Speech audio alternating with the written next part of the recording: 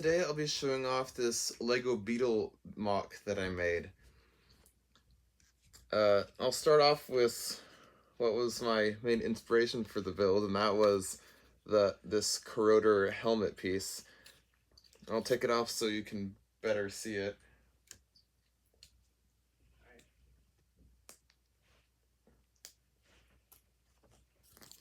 This is the helmet piece by itself. And I thought with this horn and all, it kind of looked like a beetle, so I've been thinking it would be cool to make a beetle build with it. And there's another thing I want to do with it too, and that's use a... I noticed that if you line up a 2.0 hero head base with it, the cheek kind of can make a nice looking eye. But the problem with that is the corroder helmet piece only has an axle connection point, and the 2.0 head only has a ball connection point and 2 rod connection points. So there aren't any mutual connection points here. So how do I connect them was my first problem. And after playing around for a while, I came up with a design that works. I can attach the helmet piece while still being able to get the head at an angle so that the cheek lines up as an eye, like so. And the chin of the head does kind of poke out through the mouth. You could argue it's a tongue or something. I don't know if beetles have tongues per se, but I think it looks pretty nice for the head. It captures what I was going for.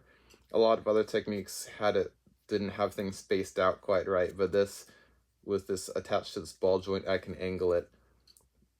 And I attached 2 pieces with no mutual connection points with 1, 2, 3, 4, 5 minimum pieces. I used 7 because I like using washers, but I think that's pretty nice. And then after I built the head, I built the main thorax body thing, and I'm really happy with how I was able to use system pieces to flesh out with the helmet piece, like this next to night shield piece with the top of it, and closing some of the gap with some curves and snot techniques.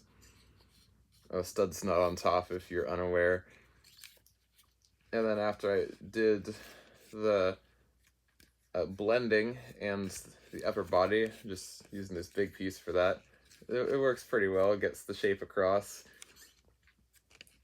I then went on to the legs, and at first I was thinking of using a like a claw type piece, like a CCBS claw, like the ones from the Hero Factory 3.0 series, like the Rocka's middle 2 fingers, those claws. But I only have about 4 of them lying around. I probably could get it to work if I stole some from some other builds, but I have a bunch of these katanas, and those have a similar enough shape. I thought they'd work good as legs, and I attached them via some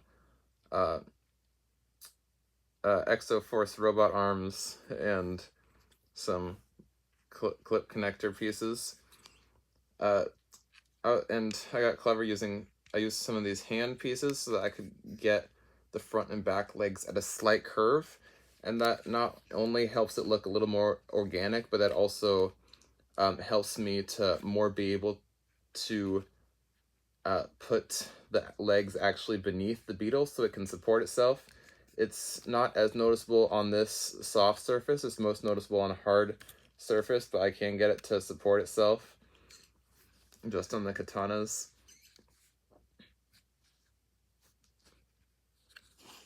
And the underside is just mostly plates and stuff. Tried to keep a fairly consistent color palette throughout this thing, with a yellow underside and a green top, and try to keep the transition points in mind. And this black plate back here, I was thinking could represent some wings under the carapace, though this build as a whole doesn't have any articulation except for the legs. I don't think it needs articulation outside of the legs. I think it looks the part. It looks really nice. And yeah, I think it's pretty cool. I don't think there's anything else to it. Yeah, I think that's all for now, and thanks for watching.